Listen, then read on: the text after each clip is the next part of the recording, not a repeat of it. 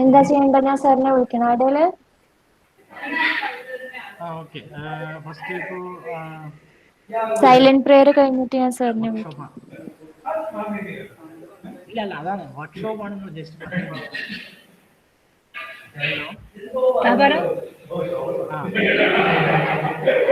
എങ്ങനെയൊക്കെ തീരുമാനിച്ചോളൂ. ഞാൻ പറഞ്ഞു സാറ് പോയി.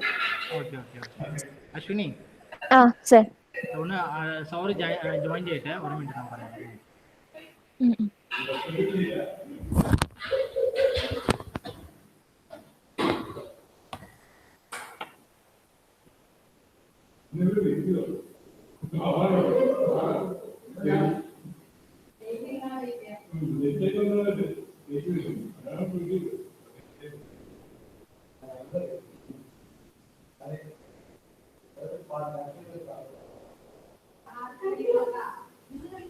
അങ്ങനെയാണെങ്കിൽ Ashwini first good afternoon to all എന്ന് പറഞ്ഞിട്ട്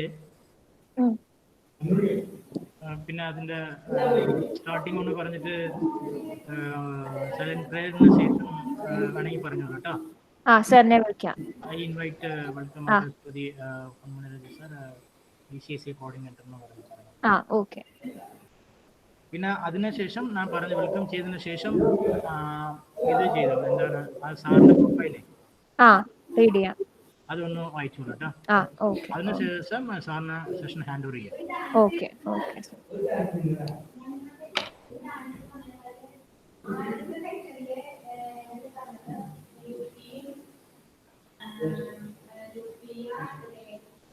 അത് ഇങ്ങനെ സ്റ്റാർട്ട് ചെയ്ത പോരെ. Welcome to everyone to the 3 days അല്ലേ? അതെ.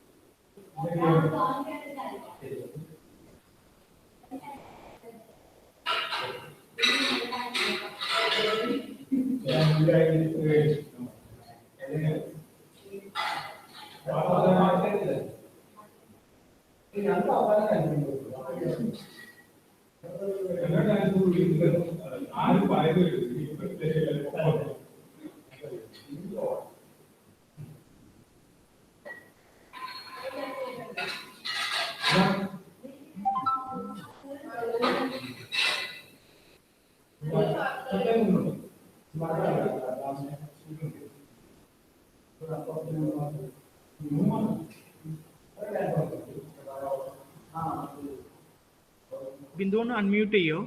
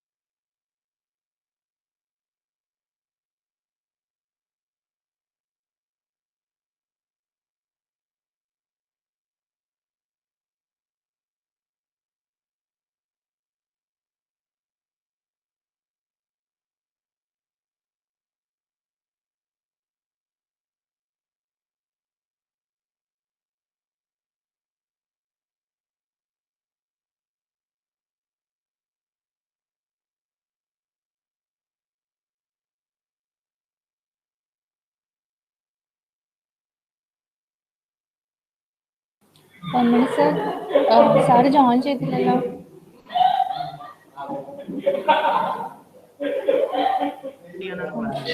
എന്താ സാർ? സിസ്റ്റം ഒന്ന് റീസ്റ്റാർട്ട് ചെയ്യാൻ. Okay. Okay sir.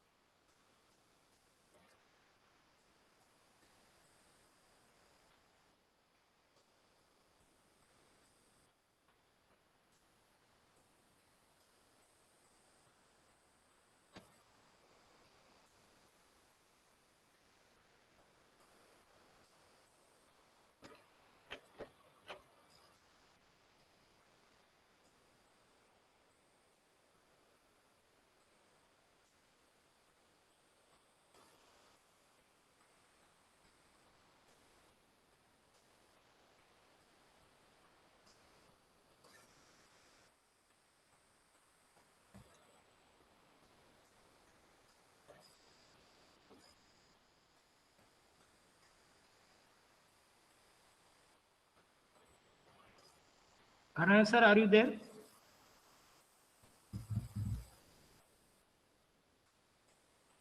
Karnav sir?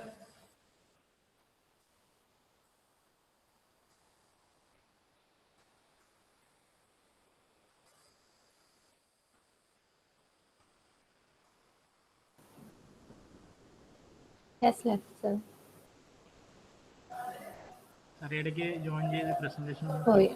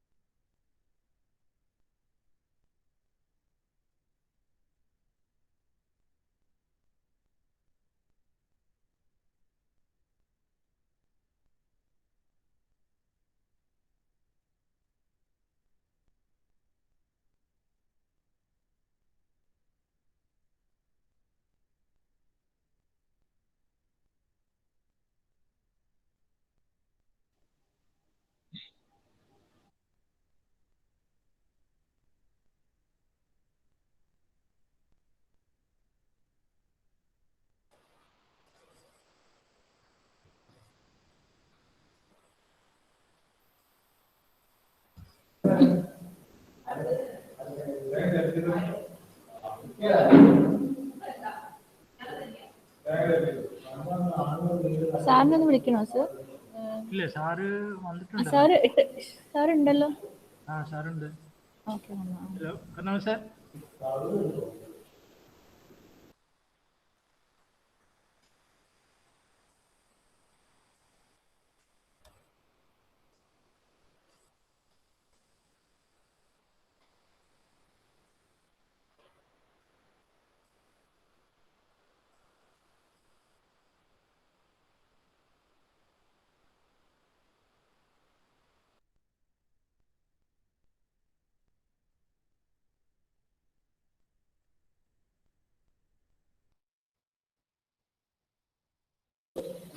Again he has left.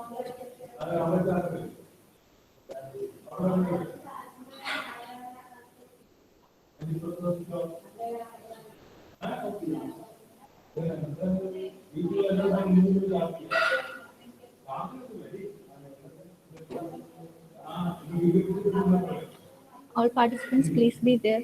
I think our sir has some net issues. So the program will start soon. A few seconds, he will come back. Please wait.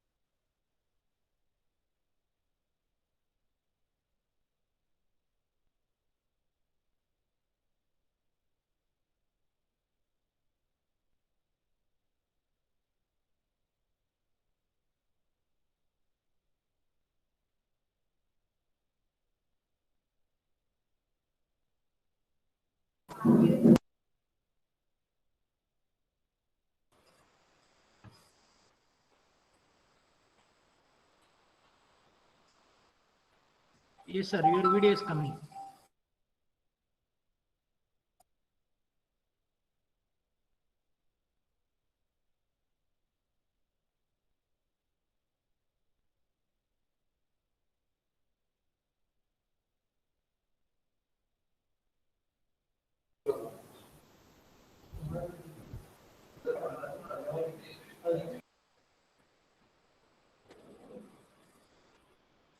So, Karna sir, is it audible? Hello, Karna sir.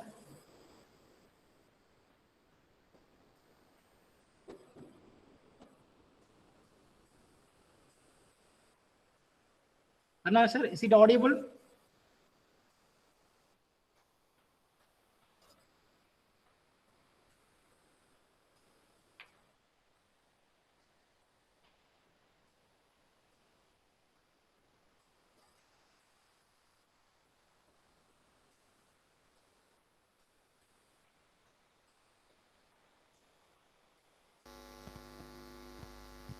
Yes, One sir. minute, sir. Sir, is it audible? Yeah, it is audible now. Yeah, your voice also audible, sir. Fine. Now, shall I just check my slide? I'm just changing to present mode.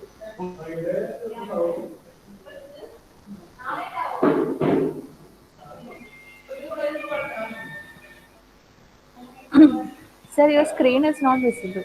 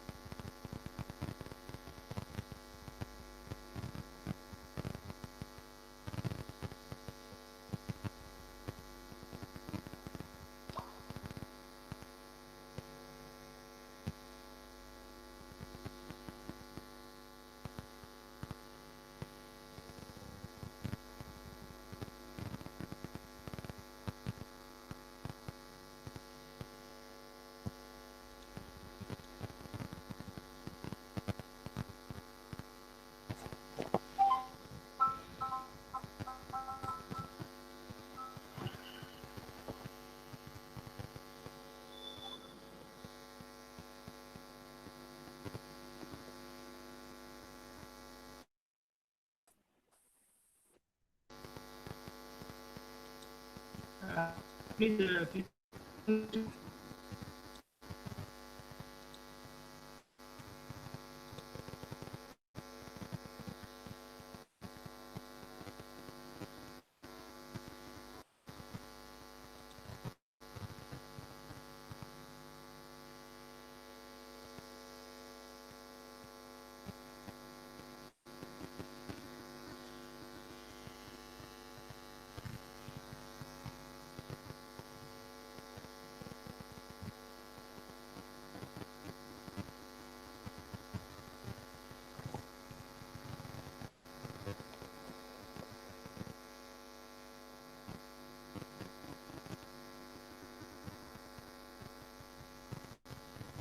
One minute, sir.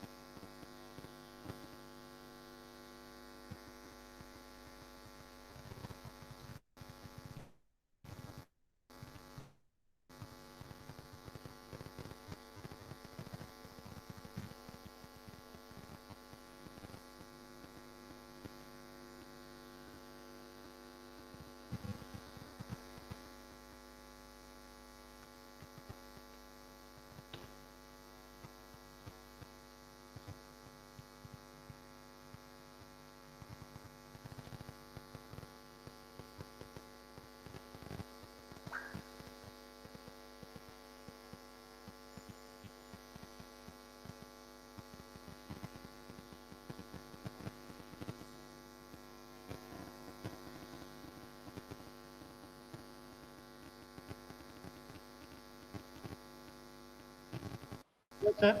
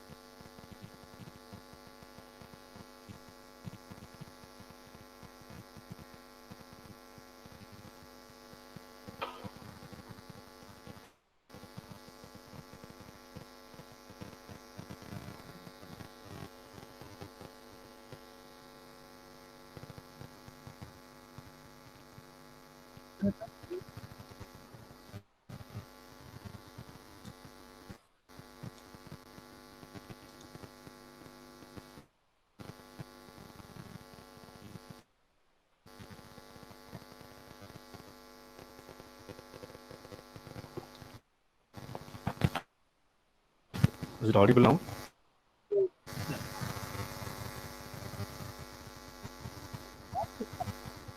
Madam? Madam, is it audible? Yes, sir, it's audible. Coming. Is it voice is clear or any other are coming? Yes, yes, it's clear, sir.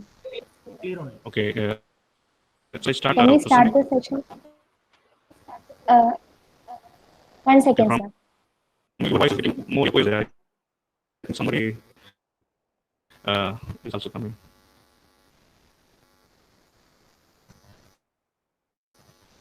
So good afternoon, everyone. Welcome to the 3-day workshop on efficient design and manufacturing of printed circuit boards using IPC standards jointly organized by IETE and ECSA. Let's start the session with silent prayer.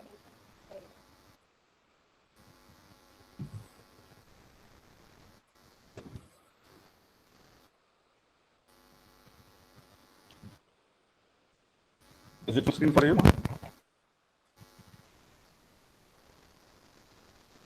Yes, sir, the PPT is visible.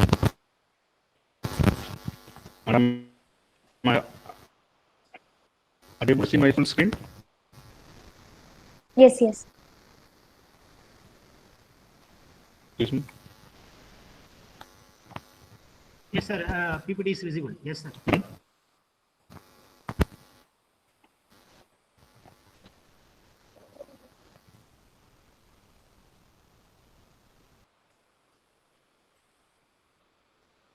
So first of all, I would like to invite Mr. Ponmani Raja, ECSA coordinator, sir, to welcome everyone. Good afternoon to everyone. Is it audible? Yes, sir. Yes, sir, it's audible. Yeah, good. Okay, thank you. So a warm welcome to everyone to the 3 days workshop on efficient design and manufacturing of a printed circuit board using IPC standard, jointly organized by IET and ECSA. Okay, heartily welcome to all the participants. Then I heartily welcome to our speaker, Mr. C. Karunakaran sir, on the behalf of EC HOD sir, Rose sir, and EC faculty members and entire Jodi family. I heartily welcome you, sir.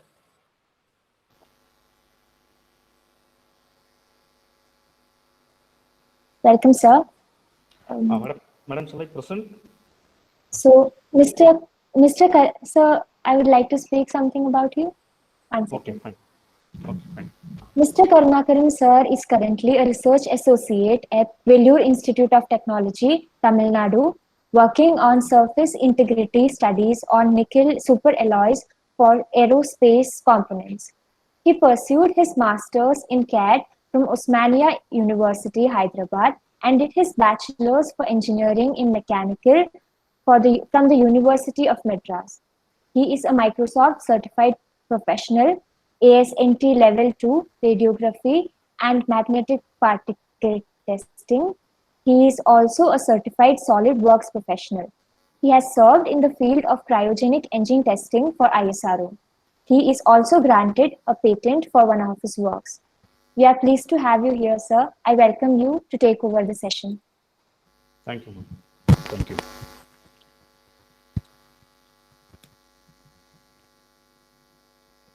Are you able to see the full screen, ma'am?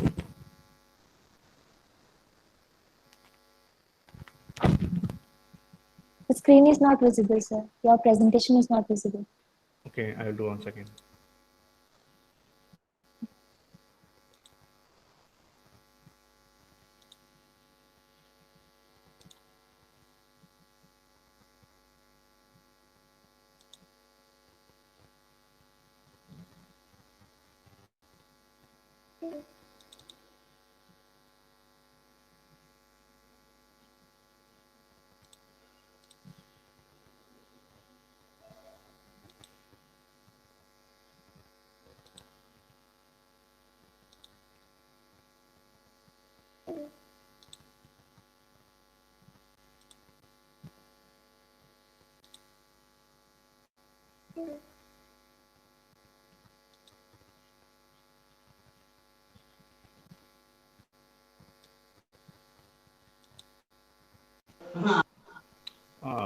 Permission granted note. One second. Please join.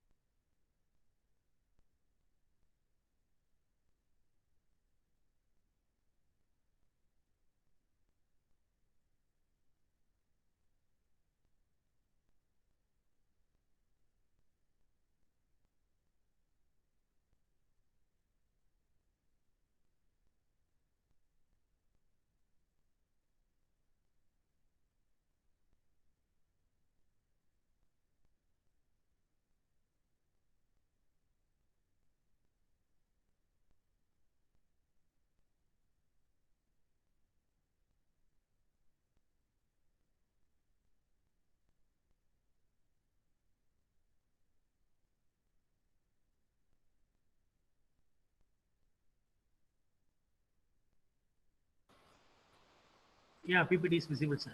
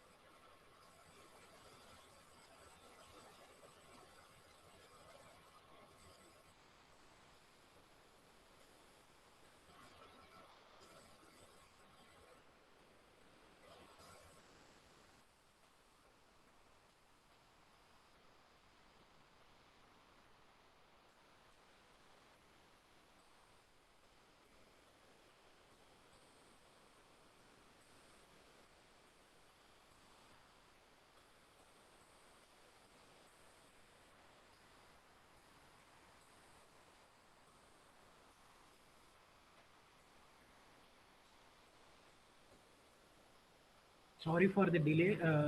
Participants, please wait a few seconds. Sir will come back.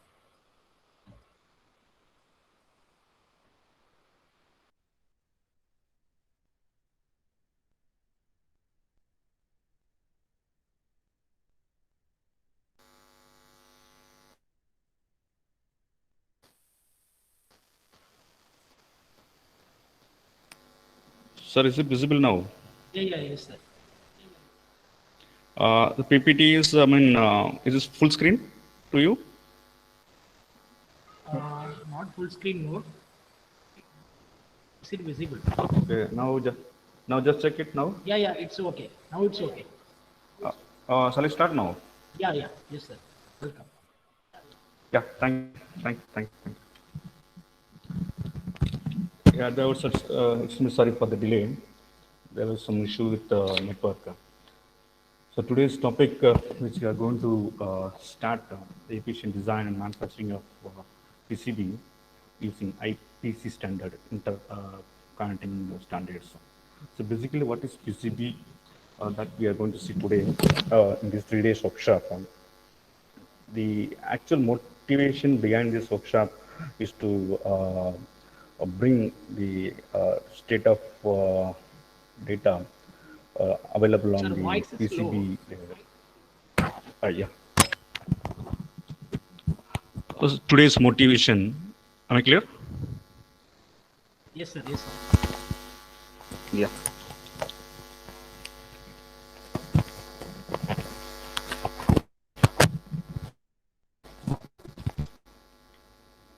Today's motivation of this program is with the recent trends and crisis which is occurring on the printed circuit board industry. Okay. So the 3 days workshop is planned like this. The first day we will be seeing the very basics of printed circuit boards and classification types and the basic requirement which we require for designing method.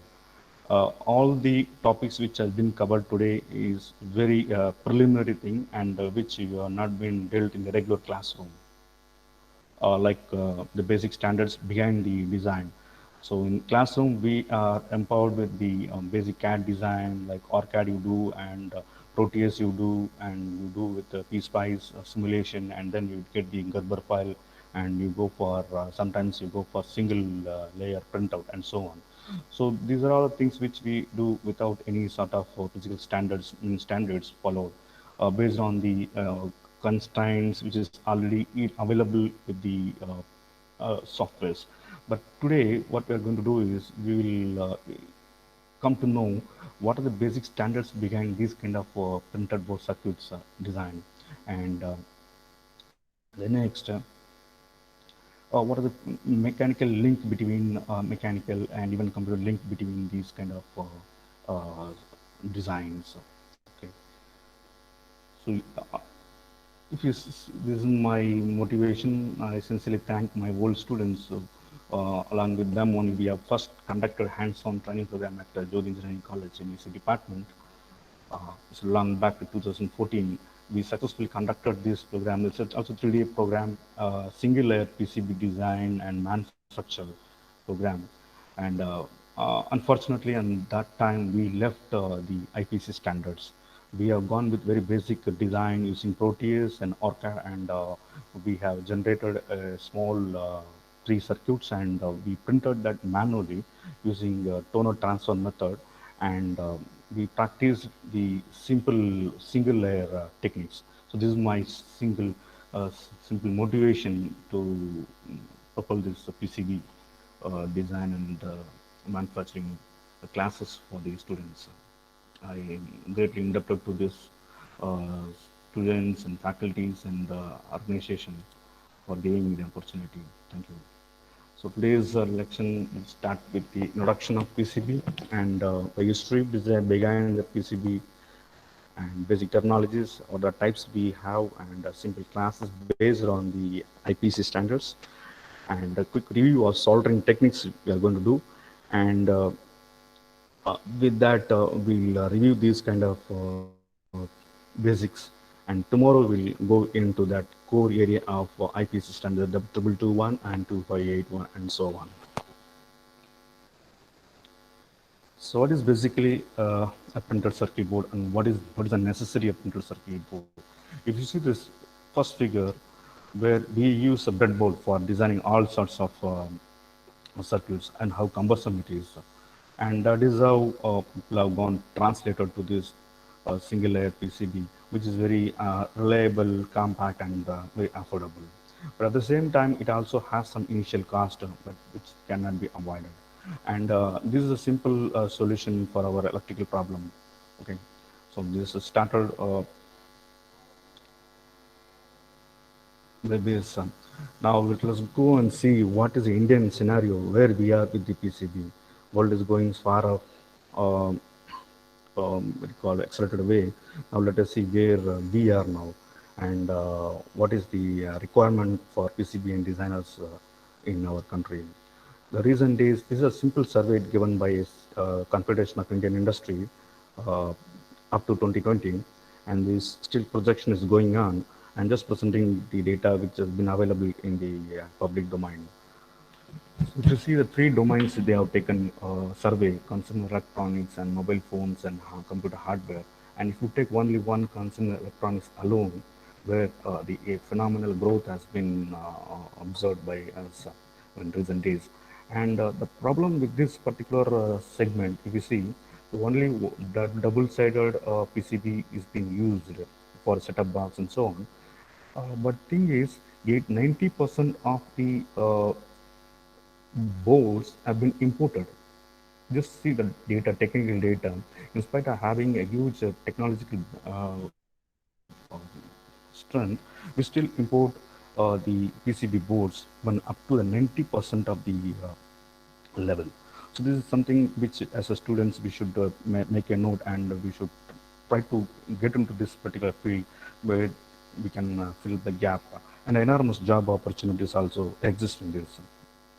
And this is how the PCB manufacturers fail to deliver the required value, because everything we are importing here, and we are unable to meet the regular standards, a requirement here.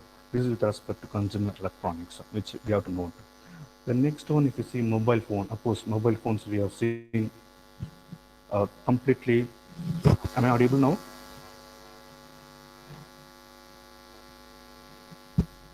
Yes, sir, but voice is low. Yeah. Okay, fine. Is it now okay? Yeah, it's Hello? okay, sir. It's okay, sir. Yeah, thank you. Yeah, thank you. So the next, if you see mobile phones, most of our mobile phones have been, the boards have been imported and assembled over here. So this we have to note, and you see the market potential, 88.4 millions previous years, 15 to 16, and now you can see how many millions have been sold, and entire amount goes to the other countries only. If we could develop our own customized designs, this could have been avoided. Okay, so there exists an ample opportunity for PCB designers and manufacturers here in this zone also. And if you see the computer hardware side, uh, you see the huge domestic production potential is available, but still we go for import. And in this segment, we require more high-end type of PCB boards, not the rigid one. We go for flexible type and rigid, flexible, and so on. So these are three areas which we can just see, even if a public domain, where we are lagging and where we want to improve to the extent that we can help the nation in building. And another important thing we can see, even PCB side, when Department of Telecommunications also focusing lot more beneficial to the manufacturers, for local manufacturers especially. So the more opportunities exist here. So one, as a student, we should note that one should note that the PCB manufacturing and design opportunity is ample, and especially in defense. Okay, so local PCB demand is more. So this is what we get from the Confederation of Indian Industries Production and Reports. Even if it is artificial intelligence, the forthcoming years are covered by artificial intelligence and Internet of Things, but still we require a lot more PCB backgrounds for this strategic design. And if we see exact percentage, 35% of the demand is met by our local manufacturers only. So remaining all that 65% is goes from, comes from import. Okay, so this particular term, percentage one should note, and we can extrapolate the job opportunities and demand in with these two data. Okay, and there are some challenges also there with the PCB manufacturers. What are the challenges? Some of the challenges you see: insufficient supply chain for raw materials, because there exists no synergy between the different domains. So that has been explored, and now slowly government is addressing this synergy to have sufficient raw materials. In the sense that we require a board material, different sort of board material and resins and so on, and copper foils, and even the soldering materials. So those things has to be synchronized together in the local manufacture domain itself. Then only we can have a seamless delivery of the product, or we can have an efficient supply chain for the local manufacturer. Otherwise, what will happen? You may design one thing, and you will outsource the design to some other country, and that country will give the board, and you will purchase again. So a lot of financial deficiency will occur. So this kind of, and also manufacturing technology will not develop. This is what happened with the last 30 years for our country. So most of the companies has gone, like we have grown in IT sector. Similarly, the PCB sector has been enormously shifted to China. So most of the companies is outsourcing their designs to Chinese companies and getting manufactured and assembling their segments, equipment. So this is the glitch which we have to note. And one more thing we can find: the unfair playing field, since companies from competing countries have access to finance and at much lower costs. So this is also one bottlenecks which we have to see.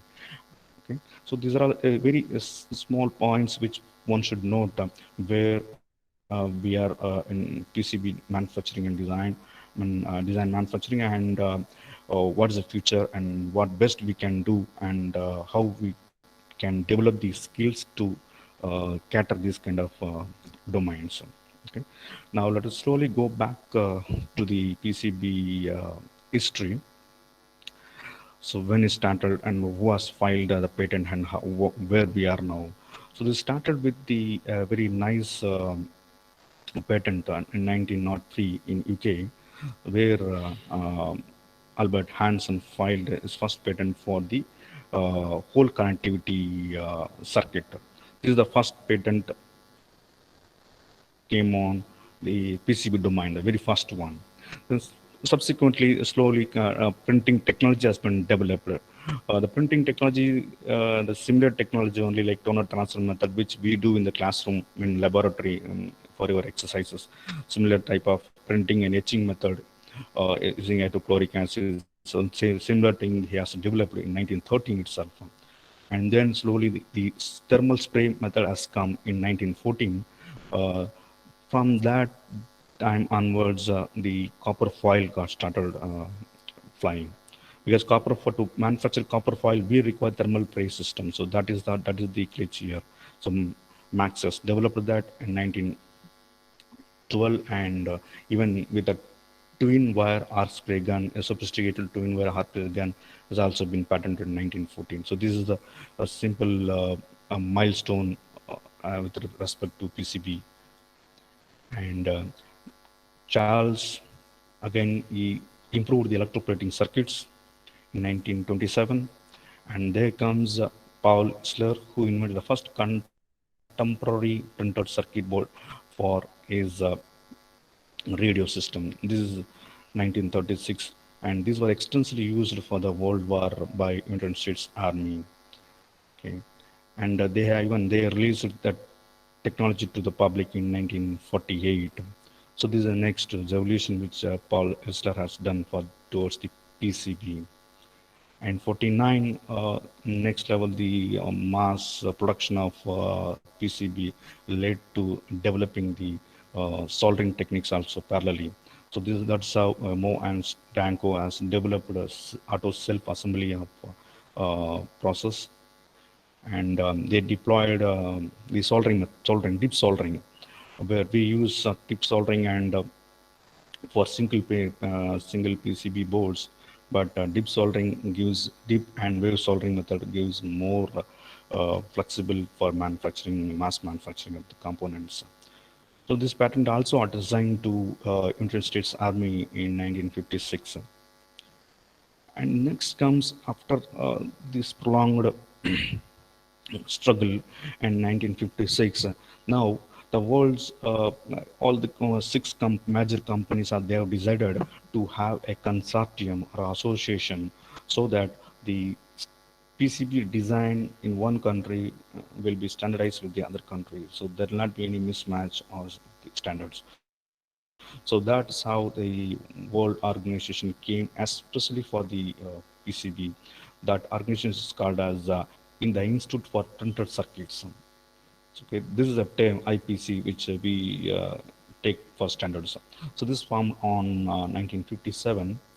Okay, and then subsequently, a lot of developments have taken place, and many companies have been given their own shares to develop these IPC standards through. And like 1960, when the space uh, mission was carried out by US, so they have given one more. IBM has given planar mounting technology, which was extensively used for the Apollo mission, the surface mounting technology. Okay, so this particular is very much useful, and this has also been standardized by, again by IPC Council. And then further, which we used to design Gerber files. This also came around 1980. What is the Gerber file standard formats and how to design and where to keep hold and how to generate the files, especially to control the coordinates when you process the file in the computer-aided manufacturing machines. So because XY location you require, right? So these things have been updated in 1980s. And then slowly next revolution came on 1982 and 1997. Especially these are updated versions of Gerber systems. Okay, and very recently, Multech company introduced every layer interconnect PCBs, which is high density PCBs, especially for flexible electronics. This is developed in 2006, and now artificial intelligence and Internet of Technologies all incorporated for the mass production of PCBs. And if you see the simple milestone activities of this from 1902 to 2000 and 2010, now we are in every layer interconnected PCB systems, the technology which as of now is still growing. And let us go for small terminologies which is required for designing a PCB.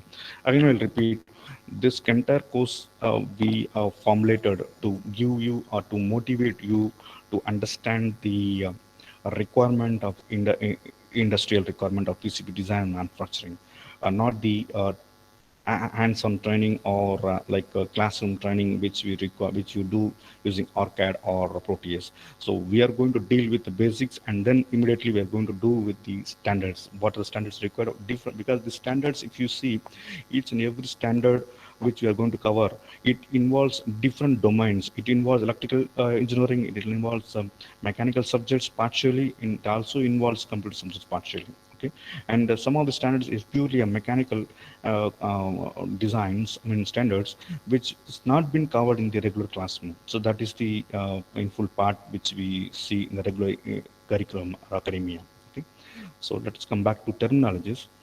So this MIL, the mill, this is the most important word which we are going to see in the most often in our standards. Mill uh, is nothing but 1,000th inch. And so also alternatively also we can call tau the same as mil only.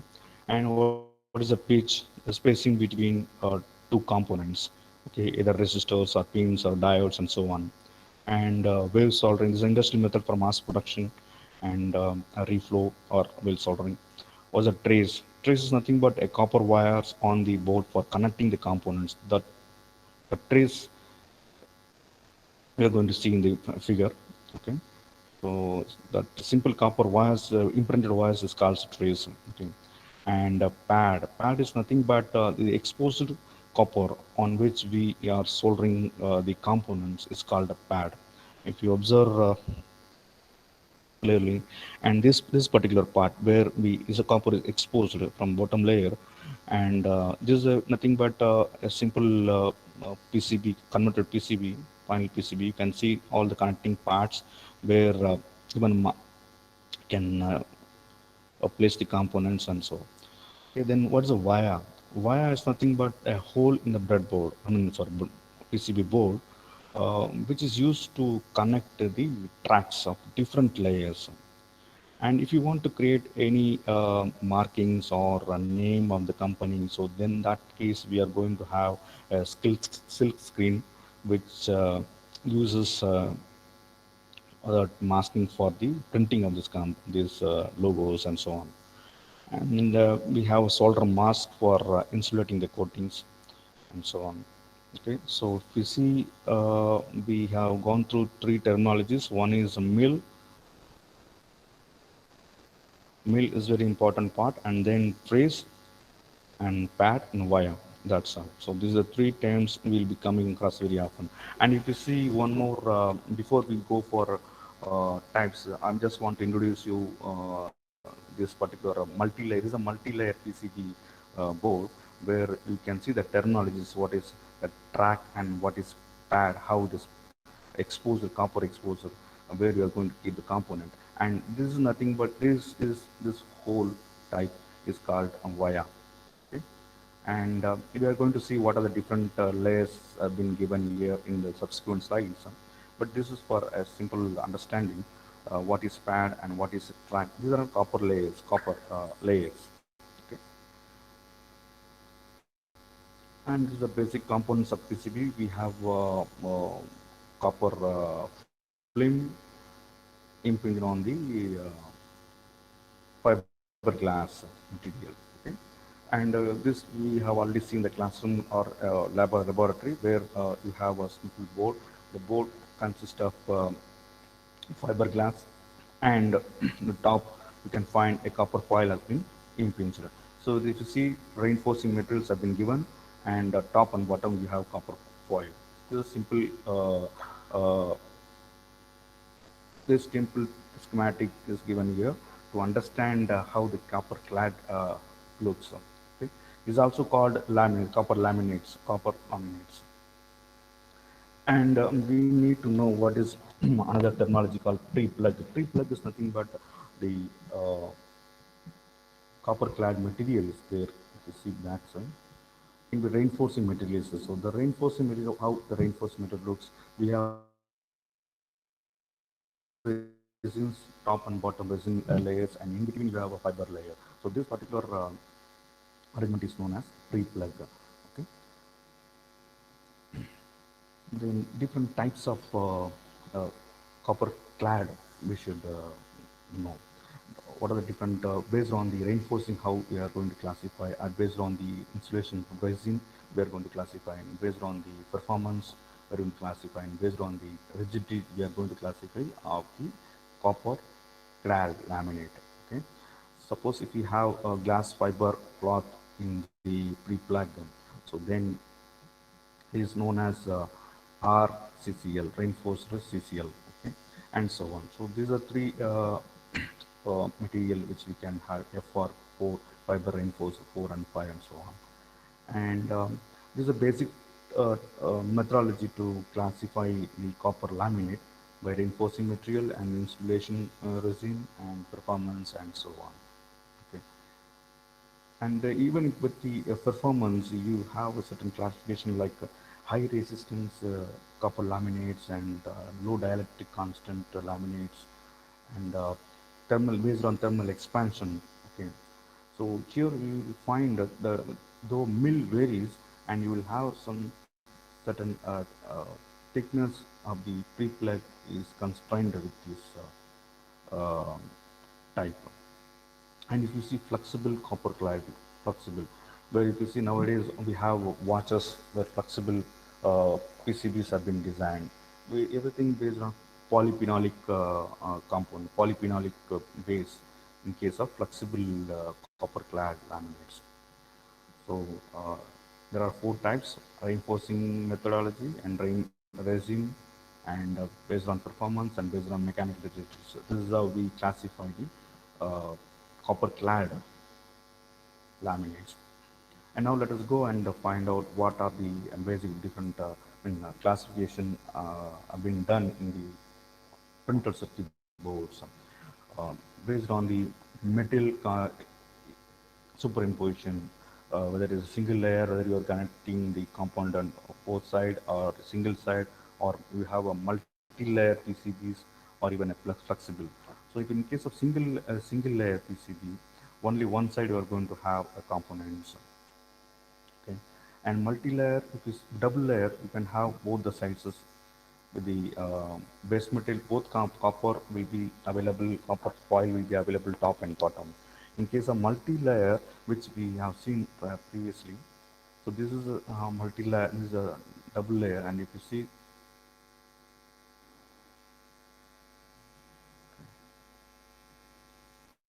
yeah, so multi-layer, you can see layer 1, layer 2, and so on. Okay, several layers have been impinged on one upon another. Okay, so this is about multi-layer, and we do have a flexible layer so that we will see one by one. In case of single layer, if you see, the copper layer has been given and base material has been given PCB base material, okay, fiber reinforced material, and you can go for solder mask and silk screen if you require the logo printing and so on. Okay. So in single layer, only one side of PCB is coated with the conductive material. What type of conductive material we have here? Copper conductive material. And this type of single material PCB is generally used for a very low cost and bulk manufacturing application like calculators and volt radios and printer and so on, because very nominal cost and you can afford it. And even as a laboratory, we can produce this in our classroom itself. It's a very nominal cost, and you require a simple circuit imprinter on the glossy paper, and that you can do it in toner transfer methodology, and you can use some etching solvent and get the things done with respect to single layer PCB. And for double layer PCB, you have foils both the sides. Okay, and this is also called as a double-sided plated through layers.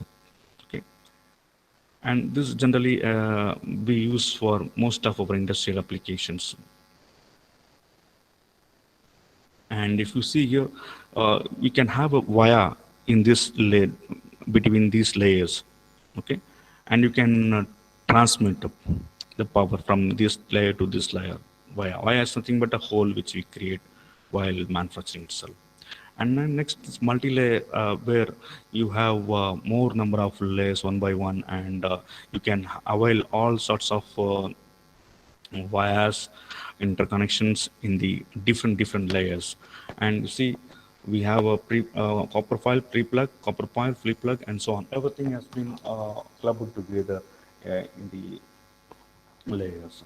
So this is a third classification which we have in PCB, multi-layer PCBs. And if you see, if our computer motherboard, can you imagine how many layers we have? More than 18 layers we have. Sometimes we have certain boards up to 32 layers we have. Then you imagine the manufacturing methodology involved in these multi-layer PCBs.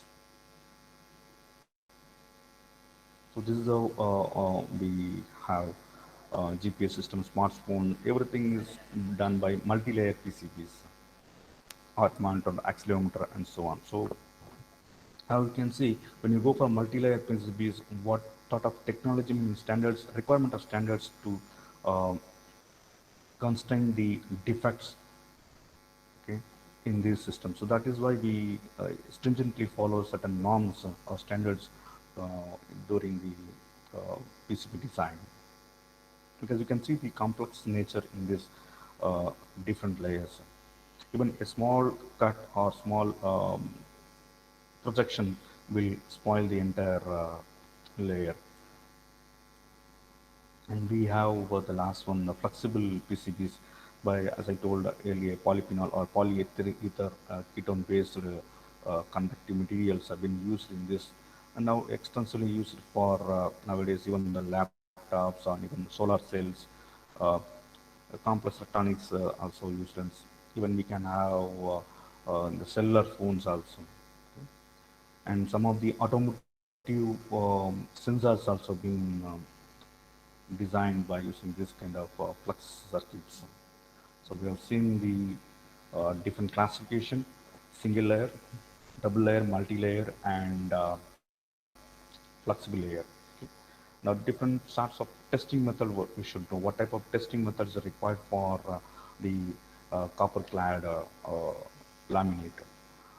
These are basic design or standards which one has to understand apart from the design of PCB clad. A field test. What is field test? When you produce the copper clad, I mean PCB board using copper clad, and the strength should be sufficient that the layer should not get peeled off from the laminate. Okay, so that is a standardized test which we used to do, called field test. And for soldering the when we solder it, that also has to be under tested, solder part test. Okay, and this particular test determines I consider the solderability of the plated hole through, or PTH we used to say, plated through hole, the compound which you have soldered, right? So that determines the strength of the connectivity. Okay. And we do have another important test method. So these are all the tests which we can see your regular standards in later stages. So I'm not going to elaborate one by one. It will take a lot of time. So just remember the field test, solder pot test is essentially required for our PCB design. And once you design everything and once you tested, the very important thing which industry, mass production industry is employing nowadays is X-ray inspection. Okay, you just take an X-ray of the PCB board and just check it out, all the connectivity and wires for the intended standards. So that's a very important one part, X-ray inspection. And most of the online, I mean, mass production lines used to employ this particular X-ray inspection. These three are very recent techniques, especially when you go for automated optical inspection. And this especially is to check the soldering and trace connections and so on. And just by employing the light reflections, you can check the pad and trace connections. Then we have another test to measure the characteristics of impedance on the board. This is called time domain reflector meter. So to determine the impedances. And the last one, resistivity of solvent extractor. This is called Rose testing method. Generally, it is employed for surface difference, significant difference which is remaining on the manufacturing process, or to find out the excessive conductive material which is available on the layers, or laminates when you go for multi-layer, right? Sometimes what happens when we club one by one, and when you heat it, there is a chances of producing a agglomerate near the wires. So that agglomerate accumulation or agglomerate will get you into later stage trouble, and which indirectly affect the connectivity. So that is why we should go for a reliable test on this particular debris checking. This can also be done by X-ray method, so it's not an issue.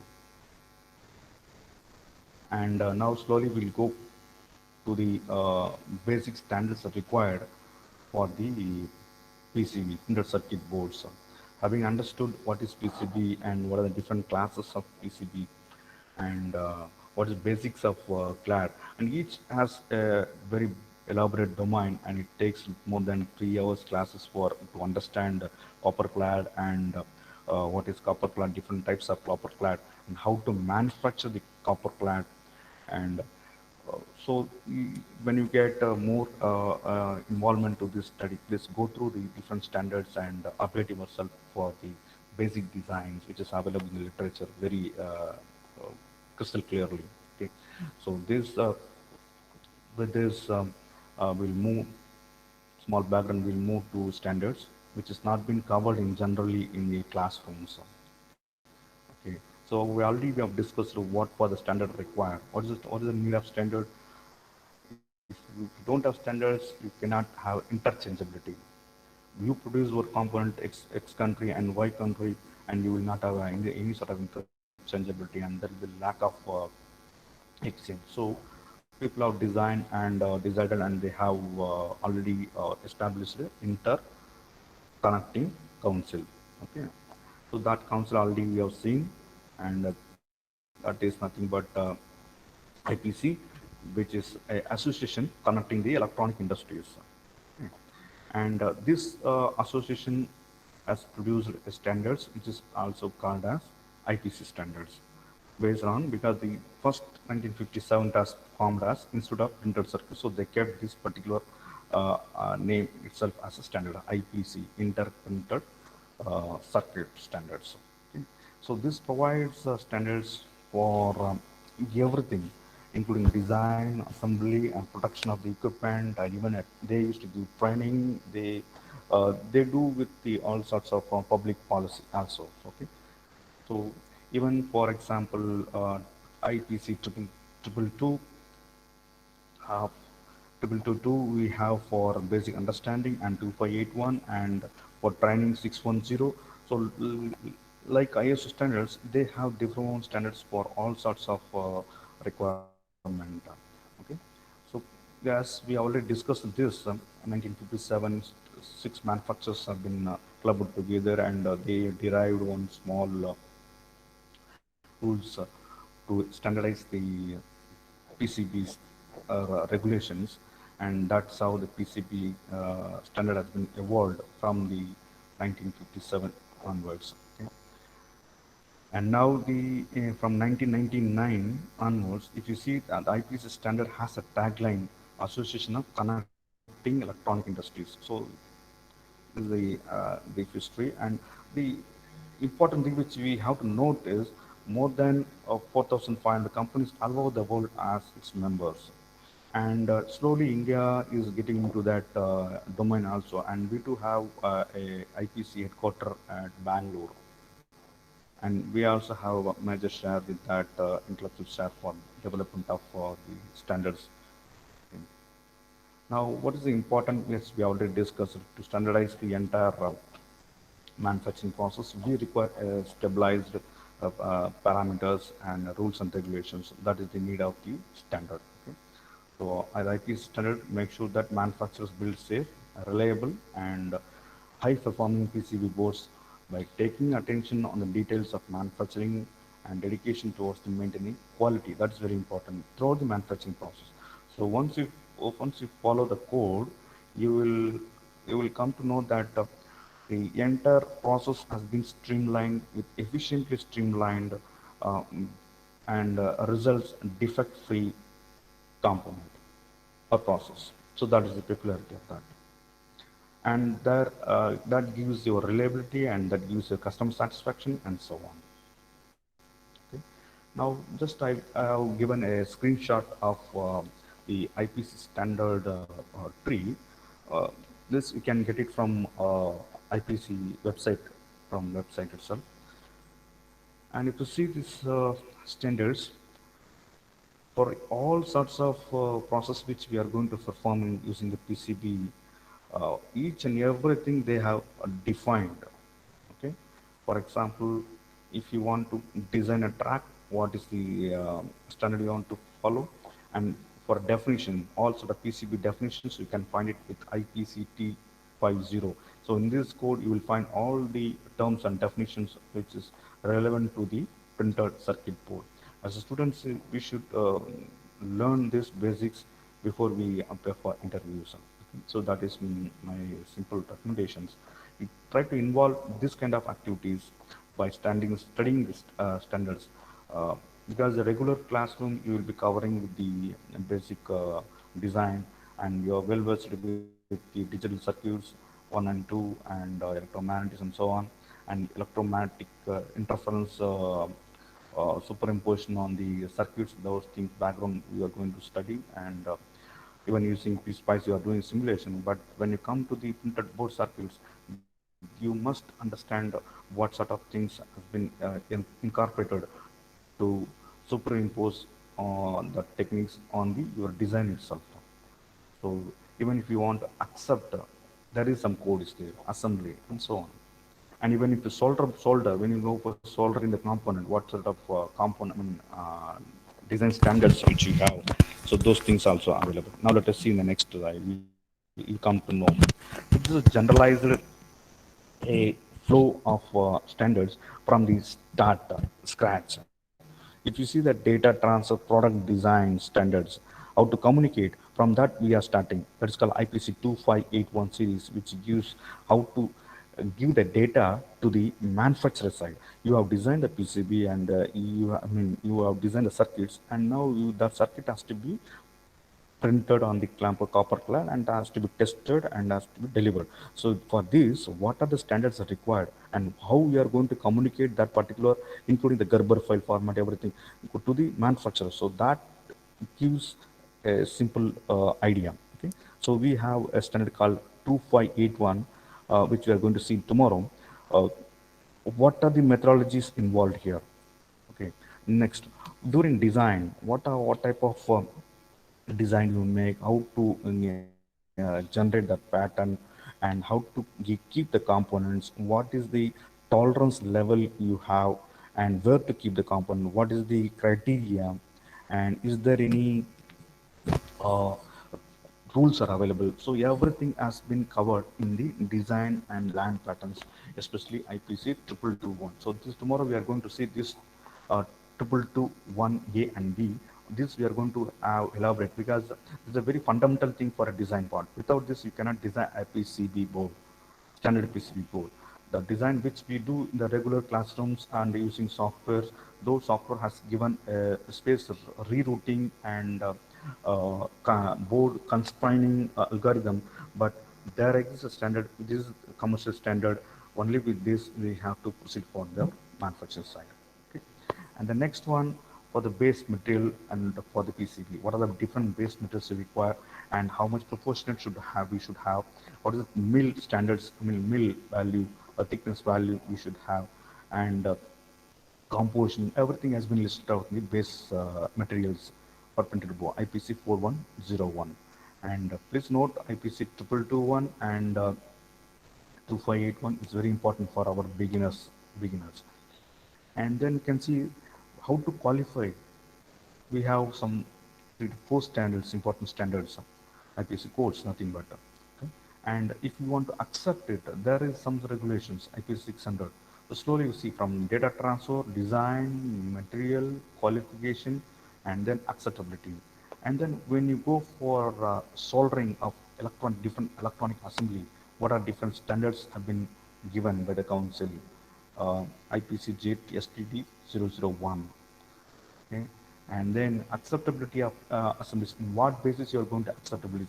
So this is the one particular area where, as a BTech students, we have to note an enormous amount of certifications available in this domain.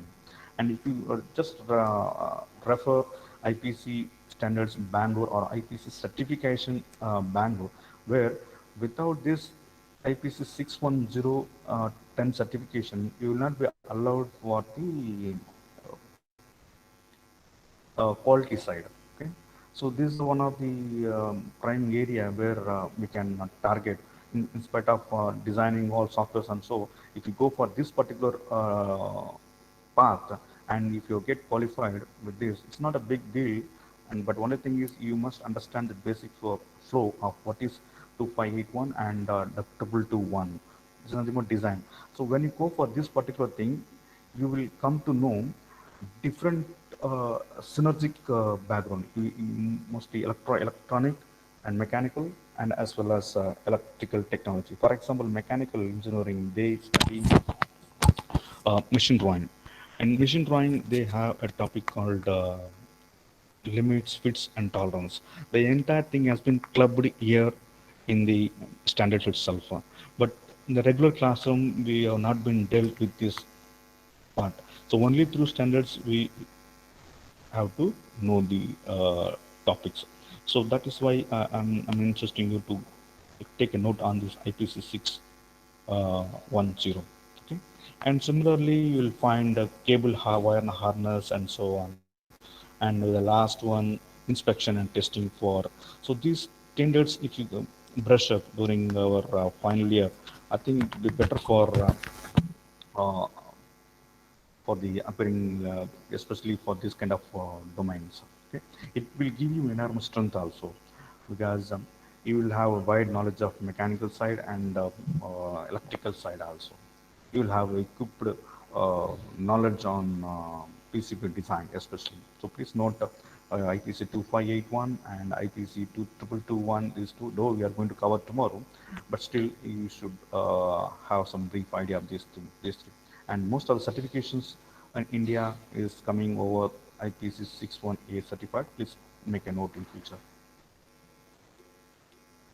Now let us go and classify the electronic products based on IPC standards. Uh, we have three classifications: class 1, class 2, class 3. So general products, general electronic components which we use daily every day, that is the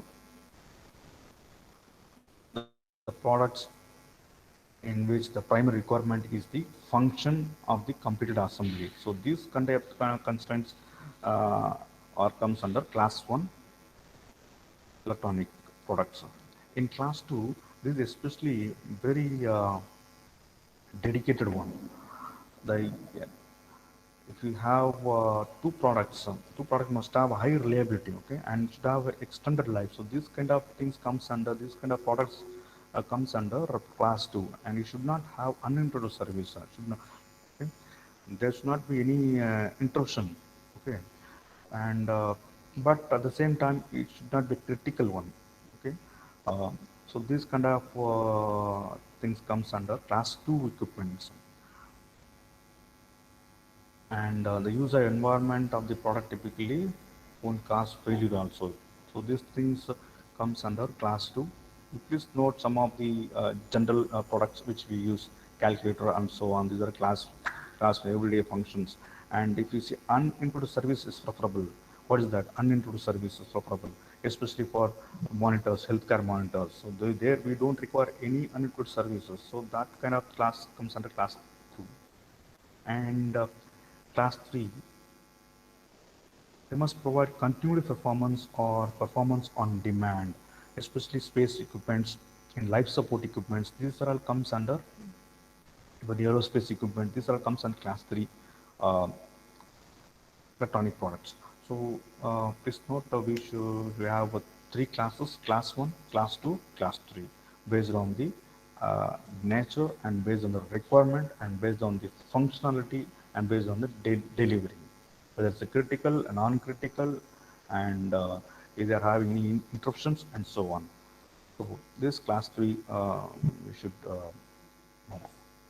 And some of the examples which you're going to see tomorrow, you see, as I told you, IPC 2581 is nothing but a generic standard for the designer who sends information to the manufacturer or assembly company, in what methodology he has to send, what the format is required to exchange the design data. So that entire thing has been given in this particular code. Only with this standard he has supposed to send the, otherwise what will happen, the inconsistency will occur. Okay? And the next standard which I told you about, 2221, is a generic standard, very basic standard for design of PCBs. Okay? So this particular code addresses topics like a design layout. How will you layout? This layout is nothing but which you do using schematic design in your ORCAD. Okay?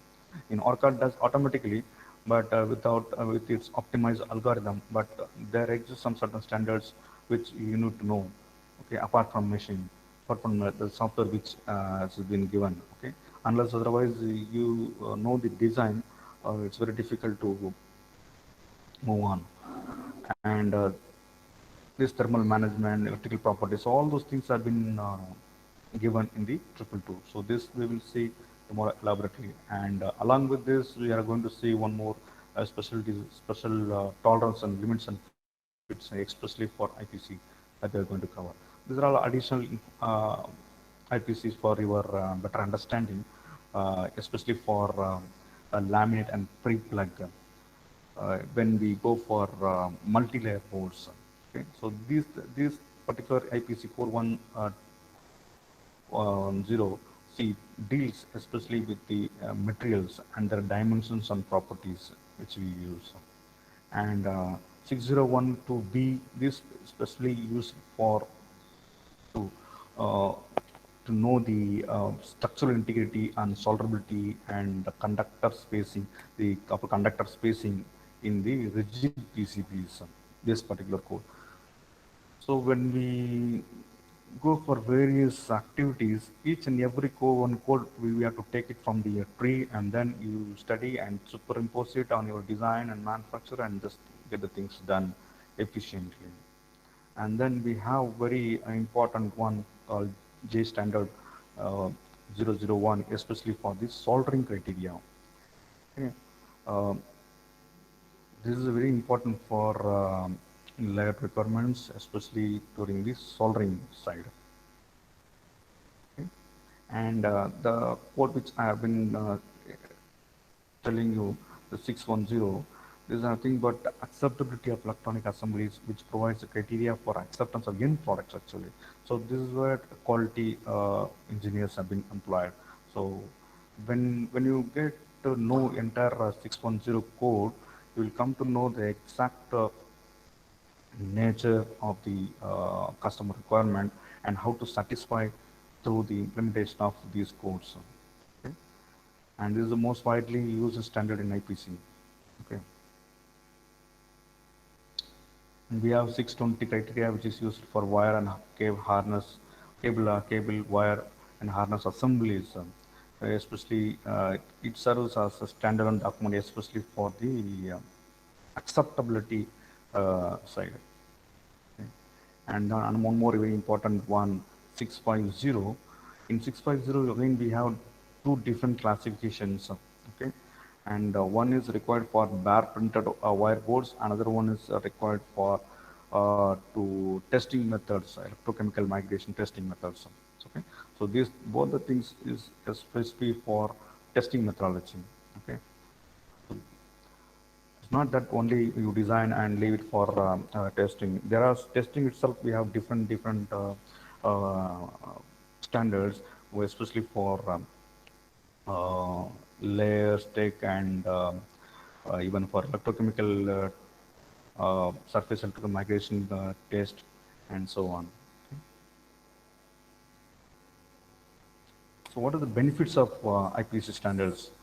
So we have so many standards. If you see so many standards we have, what are the benefits of that from the inception of communication, design, waste material, and so on? You see, it's more than 345 standards are available, and each standard is unique and clearly explained. And now the benefits you will see enormous. You will get improved product quality and reliability. Okay? So you will have a very consistency in the product. Okay? And you will have more improved customer satisfaction because you are giving a very reliable product to the customer. Okay? And very improved communication. That's very significant thing which you achieve because of that standards. Okay? Now, you see, because of this 2581, there is a standard communication has been given to the manufacturer, and crystal clearly you are telling what is required and how best has to be done with the boards. That has been done very clearly, and hence you are getting very exact dimensionality given by the customers or supplier vendors and so on. Okay? And thereby you are reducing the downtime also. Okay? And the very important thing is reputations. You will get more reputations if you have IPC standard uh, with your brand or board. Okay? And cost also less because you are following very standardized procedures. So automatically everything has been automized, and you will increase more communication, you will increase competitiveness and so on. And your entire credibility of the company is also goes very high. So that's how you are doing justified the cost wise. So economically you are doing much better than other companies. And some of the terminologies which we have seen IPC 50. So these are some of the terms which I have taken from the code. What is acceptance test, assembly, resistance, resist, original resist, the term used for coating a material that protects the etchant, plating, or soldering during manufacturing. So likewise, the entire terminologies are given. So those terminologies given by IPC 50. So that uh, the advantage which we can take it from this kind of standards. Okay. Now slowly we'll just switch over to the regular classroom design which we used to do using our OrCAD. Okay. So what we do there, we generate schematic diagrams, isn't it? We generate schematic diagram. How do you design schematic diagram? Okay. You have a library, graphic connections, and specific circuit arrangement. You do it, and you bring out the netlist. Okay, right? So this is a simple schematic which I have given here.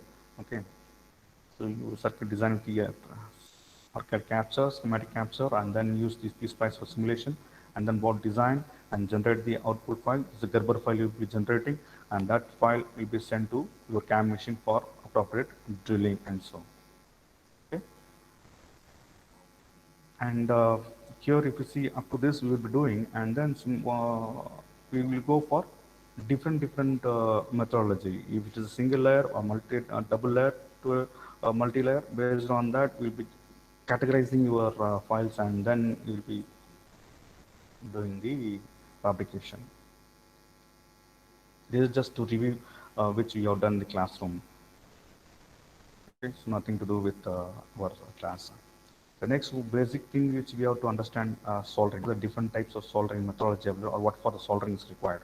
Okay, what is basically soldering? Soldering is a process which joins the two metal parts with the aid of molten metal. So in this case, generally we use lead and tin in our PCB design, mostly lead and tin. You can see two different photographs which generally we have in our lab.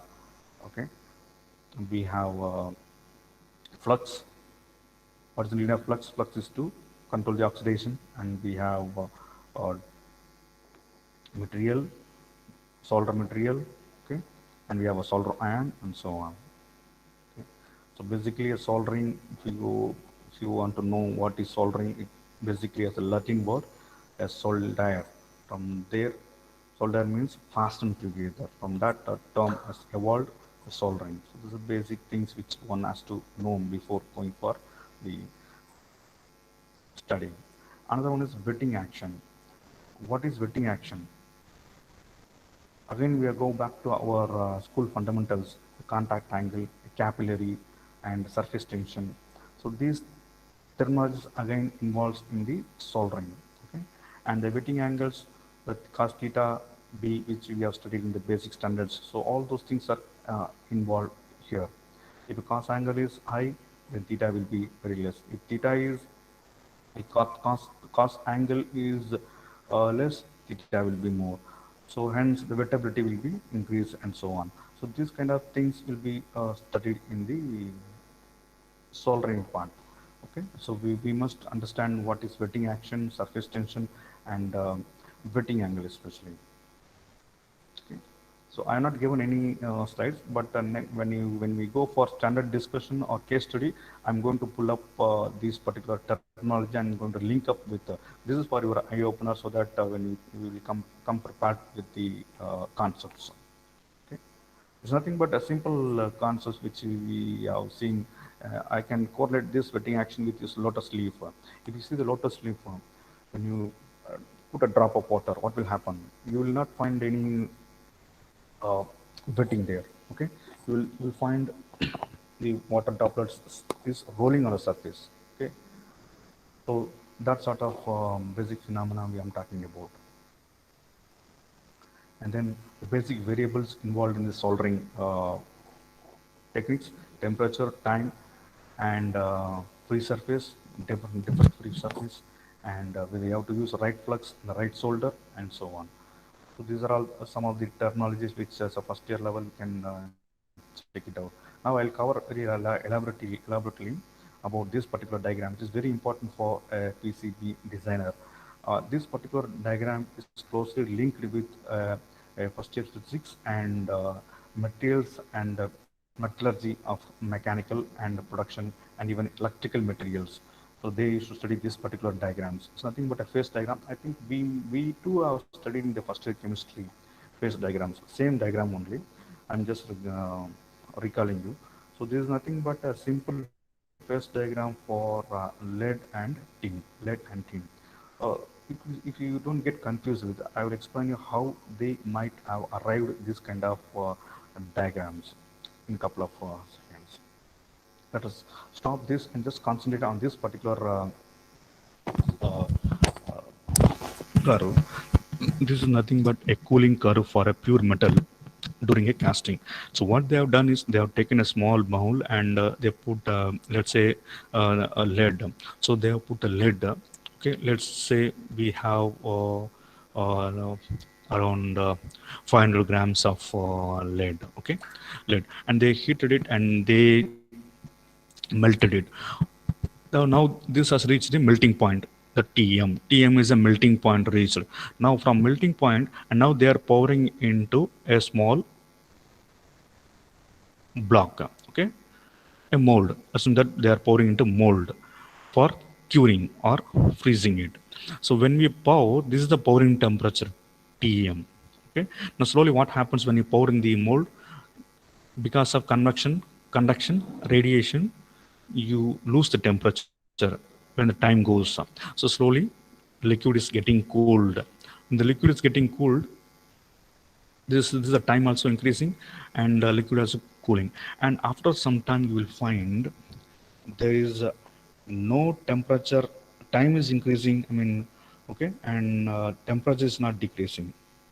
Okay, temperature is not decreasing. This is due to latent heat of liberation. Whatever amount you have given, that heat you have given to break the molecules is getting liberated in this region. This straight line is corresponds to that particular region. Okay, so after some time, when the latent heat of liberated, you will find again it gets cooled and it reaches to room temperature. It's not reaching zero, but it reaches to room temperature. So this is a simple cooling curve for any pure metal during the casting process. Now you take this lead of is 20% lead. You take 20%, 20% content value. Okay, you melt it and pour it, you will get one cooling curve. Similarly, you will get 40%, 60%, so on. Now fix all the curves here, and similarly you draw these tin, similarly 80%, 60%, and so on. Now connect all the starting point of this freezing and the ending point of the freezing. When you connect all those things, you will end up this kind of diagram. So this is a simple representation of representation of lead and tin phase diagram. Okay, so the background is from this one. So they have taken a pure one initially, then 20, 30 various proportionate they have taken, and they have plotted it, they have poured it, they have taken the starting point, end point, one more year, and they connected all the starting points and all the end points. When you connect all the start points, all the end points, you will end up with this diagram. And now we'll go back to this. Yeah. Now if you see in this diagram, left side we have 100% lead, and this is a 10 percentage. Okay, right. And now you can see some line has been given. This is called solvus line, and here you will find completely solid has been given. This is again solid, this is again solid, and L plus P again liquid plus solid here. And here if you see uh, both the solid only, they are also solid. Okay, solid, and here completed liquid, complete zone is liquid. Now if you see 60%, now can see in this diagram lead is 60, and at this proportionate lead and tin proportionate, you will find what is the melt status of the nature of the liquid, material, whether it's a liquid or paste or solid. Okay. Now, for example, if you take 30%, 30% content, okay, and you go and find out agar 150 degree Celsius, what will happen? 150 degrees is 8 only, and if you go for 80 degree, 80 percentage, and go for 183, okay, 183, and exactly at this line, you will find just meshing only, solid only. Above 183 only it will go for liquid. So based on this particular composition and temperature, we can come to know what is the actual state of the alloy. Okay, that is liquid state or liquid state. So this is very important to know during the solidification soldering process. Okay, so this is nothing but lead and tin phase diagram analogy. Okay, and these are going to take simple techniques we have for soldering, deep soldering. Uh, you can drag it, and you have a wave soldering methodology. You can just pour it, and you have a solder mask and reflow soldering. So these are some of the terminologies which is required for our understanding of soldering techniques. Okay. Okay. So this flux you might have already used in the classrooms. This flux is used for to oxidize, to prevent the oxidation. That's all. Okay. And some of the defects which we can see when it is non-wetting, what is or how this joints looks. If it's a wetting, the solder ball how it looks, and doing crack initiation how it is appearing. Okay, and if it's a tunneling, how the wetting affects the joints. Okay, and if it's a peeling because of unwetting region, what will happen here? And if it's overheating, what is happening here? So those things we can easily check it out by optical method itself. Okay, and for multi-layer thing, you have to go for X-ray method. Okay, and some of the quality methodology have been listed here. We have a solder bath test, and we have a globular test, and surface tension test, meniscus test, soldering iron test, and so on. The simple standards which we use for mass producing conditions. Okay, so with this I will start today's class. Okay, let us go back to one important thing for your tomorrow's session. Yes, so I will reinstate to keep on this 2581 and 2221 tomorrow, and then I will input one more control, uh, tolerance and design especially, and then I'll just cover 610 also, and then I last we will go for design for thermal, design for electromagnetic, and design for reliability, and so on. So please go through the basic fundamental things which is required for our classrooms and especially industry. Okay. Thank you. Thank you, sir, for your wonderful presentation. Participants, today's session was over. So tomorrow we'll start the next session exactly at 2 p.m. Okay. So thank you so much. See you on tomorrow. Thank you.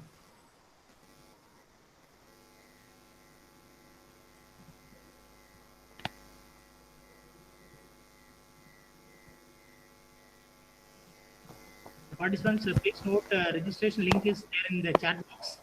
So fill the feedback link. Okay. So every day we have to take the feedback. So please fill the feedback form. Okay. Thank you.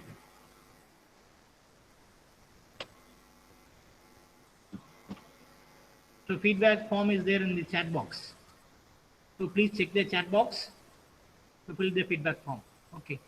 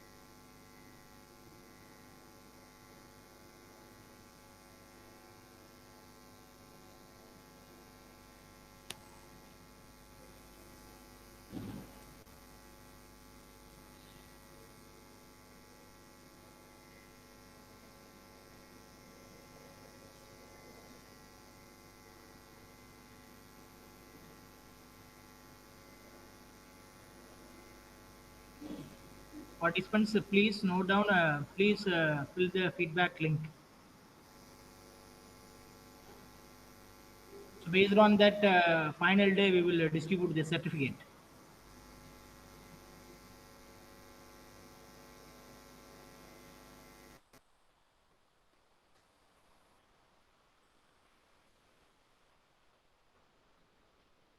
So please fill the feedback form. Okay. Okay. Thank you. See you on tomorrow.